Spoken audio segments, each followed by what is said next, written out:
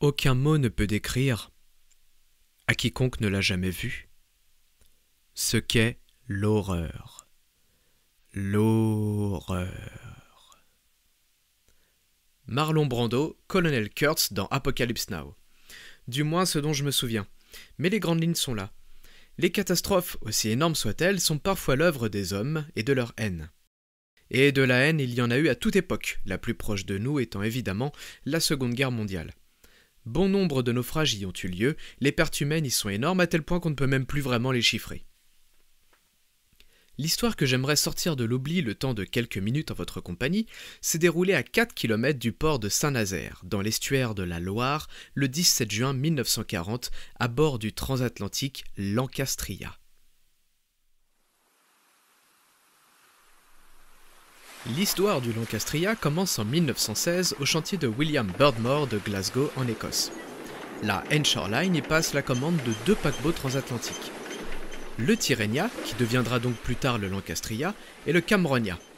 Les 2 navires jumeaux feront 168 mètres de long, 21,25 mètres de large pour 16 243 tonneaux. De taille modeste et d'une ligne élégante, on l'équipera d'une seule cheminée centrale. Il est composé de 7 ponts, pouvant accueillir 280 passagers de première classe, 364 en seconde classe, 1187 en troisième classe pour 320 membres d'équipage, portant la capacité totale du navire à 2151 personnes. Retenez bien ce chiffre. Les chantiers Beardmore réalisent également des bâtiments de guerre destinés à la Royal Navy. Ainsi, bien que commandé en 1916, sa quille n'est posée qu'en 1919. Le chantier avance normalement jusqu'en 1920 où une grève des ouvriers a lieu. Ils ne reprendront le travail sur le bateau qu'en août 1921, occasionnant un retard considérable. Avant la fin de sa construction, la Henshaw Line a déjà pris possession du Cambronia et revend donc le Tirrenia à la Cunard Line. Celle-ci fait donc peindre le navire avec ses couleurs, la cheminée devient ainsi rouge à manchon noir. Et on équipe le bateau de turbines à vapeur alimentées au fioul d'une puissance de 13 500 chevaux. La Cunard Line n'a jamais fait dans l'opulence, mais ses décorations et équipements ont toujours été coquets, élégants, raffinés et surtout modernes. Le Tirrenia ne fait donc pas exception à cette règle. La salle de restaurant de première classe, par exemple, occupe toute la largeur du bateau, avec au centre un dôme de lumière et de chaque côté des fenêtres avec rideaux. Boiseries blanches sur les murs et plafonds, c'est chic, doux et lumineux. On y trouve aussi un café-véranda, très apprécié des passagers pour venir y prendre un bain de soleil. Ou encore un vaste salon décoré de panneaux de bois de chêne et surmonté d'une peinture au plafond, apportant une ambiance luxueuse et chaleureuse. Comme sur beaucoup d'autres paquebots, il y a un gymnase et des grands ponts de promenade bien dégagés. Il est mis à l'eau le 13 mai 1922. Ses premiers essais en mer se déroulent le 12 juin de la même année. Une fois tout contrôlé, peaufiné et répondant aux exigences de la compagnie, il part effectuer sa première traversée inaugurale entre Glasgow et Montréal, puis ce sera Liverpool-Boston. Il fera régulièrement la liaison entre Liverpool et New York via Cherbourg pour épauler le Mauretania et l'Aquitania de taille nettement supérieure. On le verra également au cours de l'année 1923 faire Hambourg-New York. En février 1924, la Cunard prend la décision de changer le nom du navire. Il semblerait que celui-ci était trop compliqué à prononcer pour les clients et de ce fait peu apprécié. On le renomme alors le Lancastria. Sa carrière se déroule alors sans encombre. C'est un navire apprécié des passagers et réputé agréable et paisible. Sur le Lancastria, on prenait son temps. On le savait qu'avec ses 17 nœuds, il n'était pas le plus rapide. Mais qu'importe, on savait y passer du bon temps. Un orchestre jouait, l'équipage organisait des jeux, on se laissait porter dans l'insouciance de ces belles années 20. Ainsi, entre 1924 et 1930, le Lancastria effectue 55 traversées jusqu'à New York. Après le crash de 29, comme les réservations sont en baisse, on le met sur les liaisons de la Méditerranée. C'est alors qu'on décide assez vite de faire de lui un navire de croisière de luxe. On rajeunit ses équipements et on l'envoie vers les Bahamas, Tanger, Gibraltar, les fjords de Norvège. En quelques occasions, il retourne vers New York, et c'est d'ailleurs pendant l'une de ses traversées que le 22 octobre 1936 exactement, il s'échoue sur un banc de sable à cause de mauvaises conditions climatiques. Rassurez-vous, l'incident est sans gravité et il sera remis à la mer sans que des dégâts ne soient constatés. Et ainsi se passent les années 30, jusqu'en 1939, où le monde, une nouvelle fois, bascule dans la guerre, plus précisément le 3 septembre, où l'Angleterre et la France déclarent la guerre à l'Allemagne nazie. Ce n'est qu'en mars 1940 que le Lancastria est réquisitionné pour être transformé en navire de transport de troupes. On le peint alors en gris, on l'équipe de 2 canons anti-aériens sur la proue et sur la poupe, et il commence ses trajets en Atlantique du Nord, transportant dans ses cales des soldats épuisés et démoralisés par la rapidité des troupes allemandes et de leur blitzkrieg que le gouvernement anglais a décidé de rapatrier. Entre le 26 mai et le 4 juin 1940 a lieu l'opération Dynamo à Dunkerque, au cours de laquelle 340 000 soldats sont évacués dans des conditions désastreuses et sous le feu incessant des Allemands qui ont progressé en France à une vitesse fulgurante, ne rencontrant que peu ou pas de résistance, ou bien rien de bien méchant pour le rouleau compresseur allemand. Cette retraite est considérée comme une victoire afin de maintenir le moral des troupes. Même si la majeure partie des soldats anglais sont de retour en Angleterre, il leur reste encore 150 000 à évacuer au plus vite. Le nord de la France étant maintenant sous domination allemande, ordre leur est donné de se masser sur les côtes de l'ouest de la France. Le 4 juin, le Lancastria arrive à Liverpool où il est placé en cale sèche pour une révision. On profite de cet arrêt pour donner des permissions à l'équipage pour qu'ils puissent profiter de leurs proches et se reposer. Il est important de se plonger dans ces années sombres et de comprendre que le moral était rudement bas. Les mauvaises nouvelles étaient quotidiennes, les troupes sont en déroute et se replient, des navires marchands et militaires coulaient les uns après les autres, torpillés par les sous-marins allemands qui venaient jusque dans les eaux anglaises. Les membres d'équipage ne connaissaient jamais à l'avance leur destination, elles étaient données au dernier moment. Les navires devaient donc être constamment pleins de carburant et prêts à partir. Et c'est précisément ce qui se passera en ce 14 juin. Le second capitaine du Lancastria, Harry Grattage, se rend au bureau de la Cunard pour déposer des congés. Aussitôt arrivé, on l'informe qu'il doit immédiatement retourner sur le Lancastria et rappeler tout l'équipage. Le navire doit quitter le port à minuit et sa mission n'est pas encore connue. À bord, le chef mécanicien prépare les machines. On envoie des télégrammes et on passe des messages via les haut-parleurs de Liverpool pour que son équipage regagne le navire. On remplit le Lancastria de 3000 tonnes d'huile réparties dans 2 cuves de 1500 litres et on vérifie que ces cuves à fuel soient bien pleines. Tout l'équipage est présent et le Lancastria quitte une dernière fois le port de Liverpool avec le capitaine Sharp à sa barre en direction de Plymouth où il doit se rendre sans plus de détails. Il jette son ancre en rade de Plymouth le dimanche 16 à 7h du matin. Des fonctionnaires montent immédiatement à bord pour évaluer sa capacité de logement des troupes. Ceci étant fait, on lui donne l'ordre de rejoindre Brest en compagnie du Franconia. Sans perdre plus de temps, ils s'exécutent et arrivent au large de Brest dans l'après-midi. Ils aperçoivent alors des grandes colonnes de fumée qui montent haut dans le ciel. Les dépôts de carburant ont été bombardés par l'armée allemande. Le destroyer britannique HMS Highlander, présent dans la zone, contacte alors le Lancastria et le Franconia pour leur dire de faire route vers le sud en direction de la baie de Quiberon. Les 2 transatlantiques longent donc les côtes françaises. En début de soirée, alors qu'ils ont presque atteint leur destination, un avion allemand descend du ciel et largue 4 bombes. L'une d'entre elles touche le Franconia. Celui-ci subit de gros dégâts et n'est plus en capacité de finir sa mission. Il jette l'ancre dans la baie de Quiberon et attend une escorte qui doit le ramener vers Liverpool. Un chalutier se dirige alors à bord du Lancastria et informe le capitaine Sharp qu'il doit faire route vers Saint-Nazaire. Le Franconia souhaite bonne chance au Lancastria et celui-ci fait alors route vers son destin. Toute lumière éteinte pour ne pas être vu dans la nuit qui s'installe.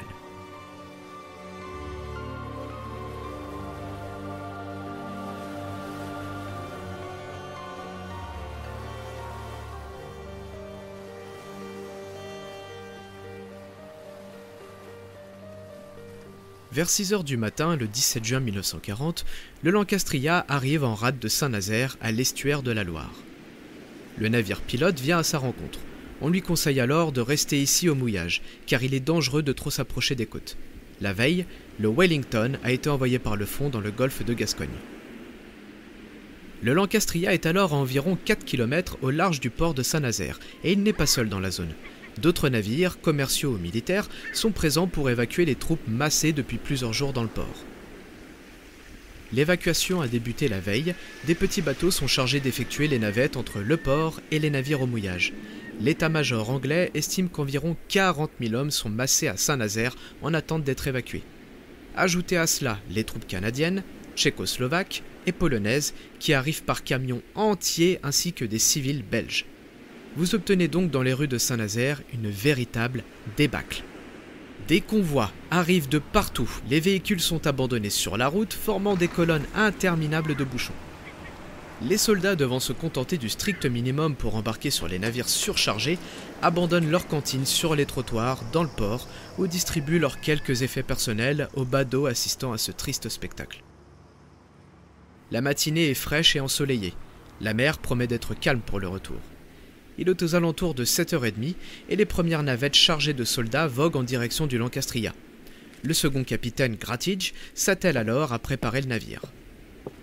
Les premières unités à monter à bord sont celles de la Royal Air Force. D'abord 200 soldats, puis 800, si bien qu'en début d'après-midi, ce sont environ 1000 soldats qui sont massés dans les cales du Lancastria, paillasse contre paillasse. Les officiers et sergents, eux, sont logés dans les cabines du paquebot. Mais ne vous y trompez pas, elles sont toutes aussi surchargées. 8 personnes pour 3 couchettes par exemple. Qu'importe, demain ils seront de retour en Angleterre. Un petit déjeuner est servi dans le restaurant. Jus de pamplemousse, lard, pain grillé, café. Pendant que certains s'y pressent, d'autres se ruent vers le coiffeur. Les salles de bain sont elles aussi prises d'assaut. On y redécouvre alors son visage dans un miroir et les soldats retirent cette épaisse barbe de leurs joues. La matinée passe et le Lancastria se remplit de plus en plus. 2000, 3000, 4000, 5000. Fin de matinée, début d'après-midi, on a perdu le compte. Mais tous les soldats sont épaule contre épaule sur les pompes. Les cales sont pleines à craquer. Souvenez-vous que ce sont en grande partie de jeunes soldats d'une vingtaine, trentaine d'années. Au-dessus de leur tête, des avions allemands passent pour faire du repérage. Les troupes ennemies ne sont qu'à une quarantaine de kilomètres du port de Saint-Nazaire. Il est alors aux alentours de 15h35. On estime qu'environ 7000 à 9000 soldats et quelques civils sont massés sur les ponts du Lancastria qui est, rappelons-le, prévu à la base pour accueillir 2500 passagers. Un destroyer présent près du Lancastria dit au capitaine Sharp que s'il estime qu'ils ne peuvent plus faire monter plus de soldats, il peut donc appareiller, mais il sera seul et sans escorte.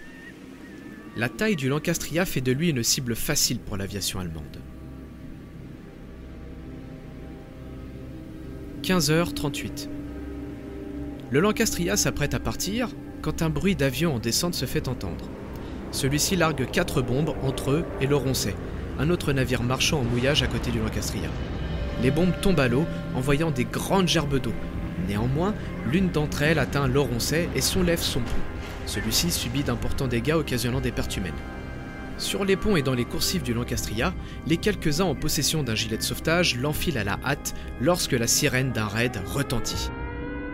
Un junker JU-88, bombardier allemand, vient alors cacher le soleil et descend à son tour droit sur eux.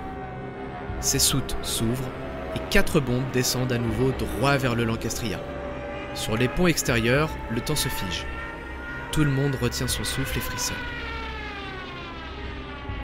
La première bombe tombe droit dans la cale numéro 2 où sont entassés 1000 soldats de la Royal Air Force.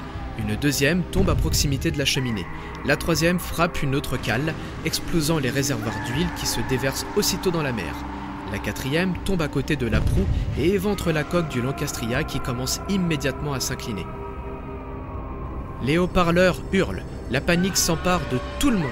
On se piétine dans les coursives et dans les escaliers, la fumée noire envahit tous les ponts où personne ne parvient à bouger tant on y est tassé.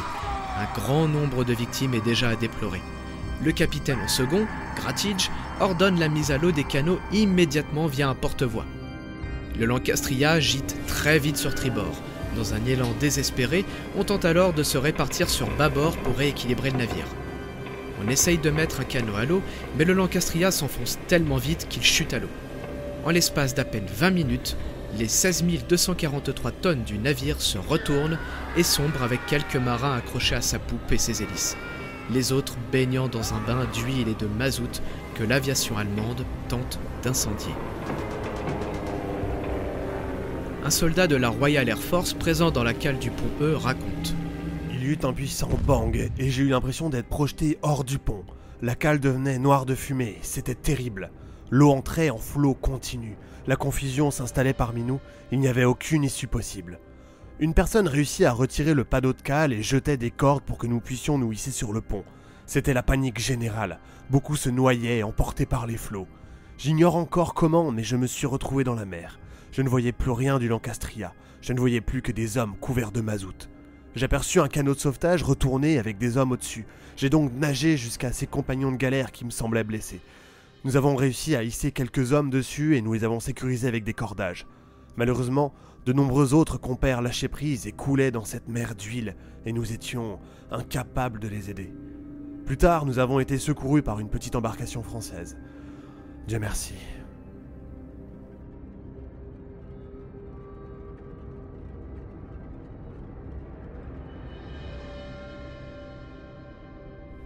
Un autre témoignage d'un marin canadien membre d'équipage du Lancastria. Autour de 15h, j'étais de quart dans l'équipe de sécurité qui se trouvait sur le pont. Le capitaine Sharp me demanda d'aller avec mon compagnon vérifier le nombre de personnes embarquées. L'évaluation était de plus de 7000, ne comprenant pas l'équipage qui totalisait 450 personnes. À ce moment-là, le capitaine Sharp était à la passerelle. Le second capitaine, M. Gratridge, M. Roberts et moi-même étions à la barre pendant que nous étions prêts à virer notre ancre. Cependant, le capitaine attendait une escorte, car non seulement nous étions soumis à des attaques de jour, mais nous savions qu'il y avait des sous-marins allemands dans le golfe de Gascogne, donc dans le secteur. À 3h30, le second capitaine, pensant qu'il faudrait un certain temps avant d'avoir une escorte, s'approche de moi et me demande d'appeler la relève pour le quart suivant. La vie de bord continuait. C'était la routine. J'étais dans les quartiers de l'équipage quand la première bombe heurta le panneau de cale numéro 2. Cette cale où se trouvaient environ 1000 hommes de l'armée de l'air. Tous ces gens étaient postés dans cette cale. Je doute qu'il y ait eu des survivants. L'explosion m'a éjecté vers le haut et je me suis retrouvé dans la coursive, atterrissant sur une courte distance vers l'avant du navire à proximité de la descente. Celle-ci était bloquée par un des marins du Lancastria qui était blessé. Je l'ai aidé à rejoindre le pont avant car personne ne s'approchait de lui. Je suis revenu à la passerelle où le capitaine donnait l'ordre au Bosco de libérer les canots de sauvetage et les sortir. L'équipe de tribord était déjà à libérer les canots quand une nouvelle attaque frappa la machine, tuant un officier et le Bosco. Un avion ennemi laissa tomber 3 bombes, dont une juste au-dessus du mât antérieur. L'une d'elles semblait être tombée dans la cheminée, l'autre vers la moitié du navire et la troisième à l'extrémité du pont. Ce sont ces bombes qui sans aucun doute sont tombées dans les cuves à carburant, libérant du mazout et de l'huile. Le Lancastria a pris de la gîte sur tribord. Il nous était presque impossible de rester debout sur le pont. Ça devenait très difficile pour l'équipage de larguer les canots de survie. Certains canots restaient bloqués sur leur bossoir ou ils tombaient dans la mer. Le paquebot descendait très vite. Ensuite, le Lancastria s'est retourné sur bâbord, le capitaine a ordonné d'abandonner le navire, et le second capitaine et moi-même nous étions à nous tenir le long de la passerelle. Il s'est tourné vers moi et m'a dit « Nous devons y aller ». J'avais l'intention, avant de sauter, d'aller aider à larguer les derniers canots de sauvetage, mais c'était une situation désespérée. J'ai alors sorti mon couteau et coupé mes vêtements et mes bottes, et j'ai sauté par-dessus bord. J'avais repéré un panneau d'une trappe du Lancastria, il flottait à une certaine distance, et je suis parvenu à le saisir. 2 soldats avaient eu la même idée que moi et nous nous sommes accrochés ensemble. Nous luttions pour nous écarter du bateau car l'aspiration était très forte. Le Lancastria coulait très vite, l'huile ou le mazout était partout, il en sortait encore des cuves et nous ne pouvions pas en échapper. Pendant tout ce temps, les bâtards allemands étaient toujours à laisser tomber des bombes incendiaires en souhaitant mettre le feu à l'huile. Beaucoup de personnes sont mortes lorsque ces avions sont revenus en mitraillant tout ce qui flottait. Notre seule défense était celle des destroyers, qui faisaient feu sur ces avions sans résultat, jusqu'à ce que nos avions de combat arrivent sur la zone. Malheureusement, mes 2 compagnons, soldats sur le panneau de trappe, ont été frappés lors de ces attaques, et leurs corps ont dérivé sur l'eau. Pendant ce temps, je commençais à avoir froid, et surtout j'étais épuisé. La lutte devenait acharnée, j'avais du mal à tenir sur ce panneau de trappe et je me suis mis à prier. Je crois que le bon Seigneur a répondu à mes prières. Je perdais confiance, malgré que j'aperçoive des bateaux faire des navettes pour récupérer les survivants. Il sera sorti de l'eau par le HMS Highlander. Comme nous venons de l'entendre, les pilotes allemands ne se sont pas contentés de bombarder le Lancastria. Ils ont ensuite mitraillé les eaux, revenant à plusieurs reprises avant d'être chassés par la Royal Air Force. Des bateaux civils et militaires s'organisent alors pour venir sortir les pauvres malheureux de cette soupe d'huile et de mazout dans laquelle ils s'épuisent et s'empoisonnent à avaler cette mixture. Accrochés aux morceaux d'épave, aux canots retournés et se frayant un chemin entre leurs camarades déjà morts. Certains semblent dormir, la tête penchée sur leur gilet de sauvetage. Ce sont en fait ceux que la chute a tués lorsqu'ils ont sauté du paquebot. Beaucoup n'ont pas eu le réflexe de tenir leur gilet. En touchant l'eau, il est venu leur briser les cervicales. Des médecins, des infirmières et des nazériens se précipitent vers le port pour apporter les premiers soins aux blessés. Puis, ceux qui ne succombent pas à leurs blessures sont envoyés vers l'hôpital. Une jeune infirmière de l'hôpital de Saint-Nazaire a fait partie de celles qui leur est venue en aide. Elle raconte. La journée du 17 juin 1940 reste indélébile en ma mémoire. Nous avons été réquisitionnés pour aider, essayer de sauver ces milliers de soldats, anglais, canadiens. On marchait dans le mazout. J'étais à bord après le bombardement lorsque les navires sont revenus du large et ces hommes jeunes ou plus âgés hurlaient de douleur. Certains, peu, ont été transférés à l'hôpital, mais je ne peux pas dire vers quelle destination sont-ils partis. Ils appelaient leur mère, me tenaient les mains et voulaient que je parte avec eux. Sur quel bateau ? Je ne me rappelle pas d'une telle cohue. Des Nazériens étaient là. Tous nous avons fait le maxi. Il était quasiment impossible de soigner ces jeunes soldats. On enlevait les vêtements, mais la peau restait collée au tissu. J'ai regretté toute ma vie de ne pas être partie avec eux.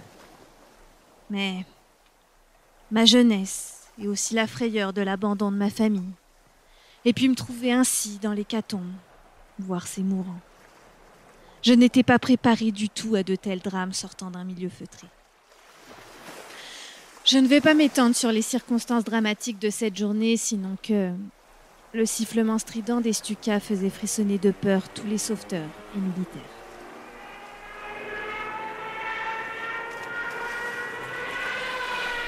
À leur réveil à l'hôpital, certains seront faits prisonniers par les Allemands. D'autres parviendront à s'échapper, aidés par le corps médical. Moins de 2500 hommes seront rescapés, pour 7000 à 9000 personnes présentes à bord. Vous rendez-vous compte ?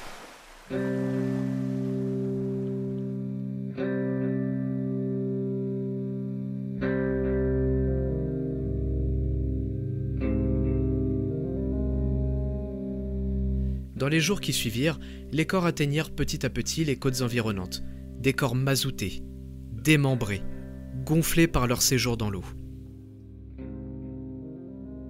Les corps se sont répandus au fil des semaines sur toutes les côtes autour de Saint-Nazaire, en Bretagne, en Vendée, île d'Oléron, île de Ré, jusqu'à Brest ou Soulac, même 6 mois après. Portés par les courants, au gré des marées, ainsi on peut trouver beaucoup de sépultures dans les cimetières des communes où ils furent inhumés. Évidemment, peu étaient identifiables. Le capitaine Sharp survivra à ce naufrage. L'ironie du sort veut que le 12 septembre 1942, alors aux commandes du Laconia, au large de l'île de l'Ascension, son paquebot est torpillé par un sous-marin allemand. Voyant son navire sombrer rapidement, il a organisé l'évacuation des civils, puis dans les dernières minutes, certains disent l'avoir vu se diriger vers ses quartiers et s'enfermer, sombrant alors avec son navire.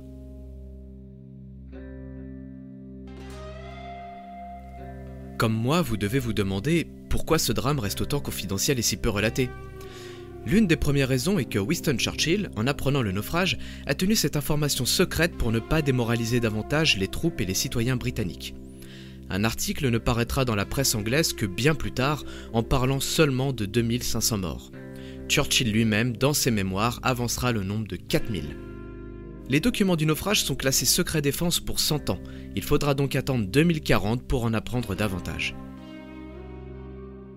Une autre cause de ce silence, de cet oubli, ou du fait qu'il soit passé au second plan pour les Nazériens, est que dans les années qui ont suivi, la ville a été entièrement détruite par la guerre. La population avait fui. À leur retour, tout était à reconstruire. Alors, même si en longeant le port, certains se souvenaient du 17 juin 40, elle restait noyée dans cette masse de souvenirs horribles qui ont suivi.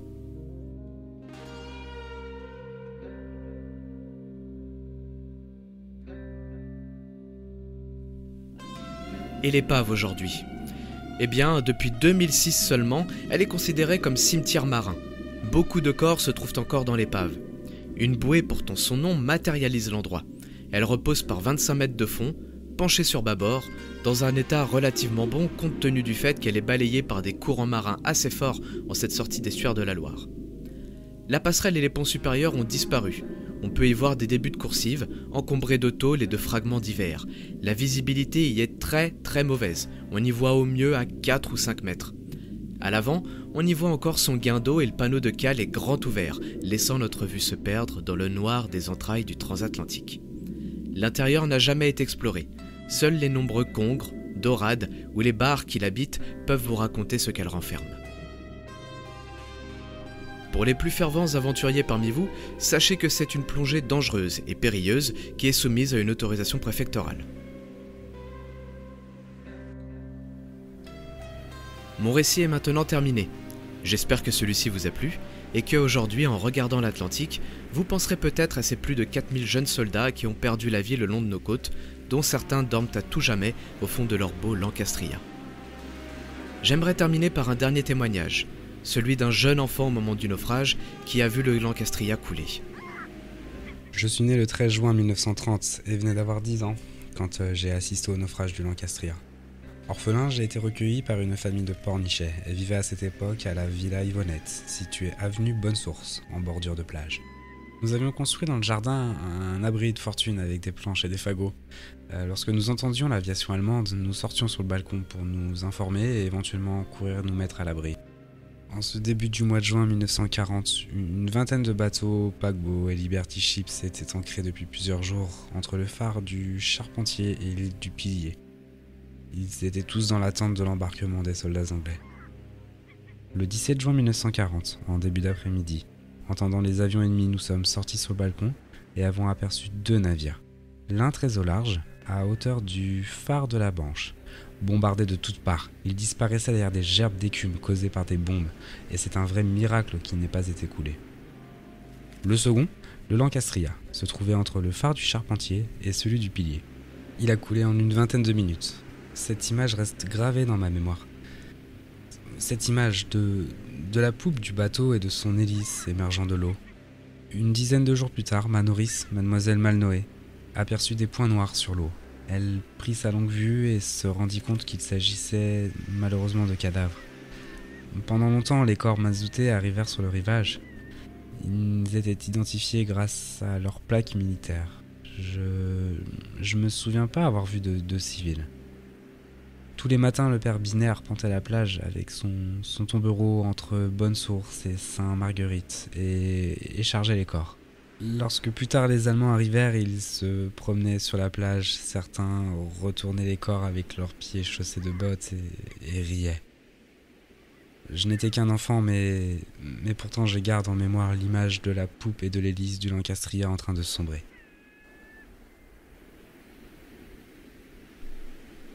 Afin de réaliser cet épisode, je me suis beaucoup aidé du site lelancastria.com où Yves Beaujuge y a regroupé énormément de documents concernant l'histoire du paquebot, ainsi que beaucoup de témoignages de survivants ou de témoins dont vous avez pu entendre quelques extraits aujourd'hui. Si vous avez des commentaires, des remarques ou des informations à me faire parvenir, vous pouvez m'écrire à lecimetièredelocéan@gmail.com tout attaché, je lirai votre mail avec plaisir. Je vous invite également à rejoindre la page Facebook et Instagram Le Cimetière de l'Océan, j'y poste des photos afin d'illustrer mes récits. Il me reste donc à vous dire à bientôt j'espère, d'ici un mois, pour un autre récit de naufrage ou une histoire sur un transatlantique. Je remercie chaleureusement Clément Laloze, Manuel Perreux, Julien Colten et Jessica Leb pour leur participation à cet épisode.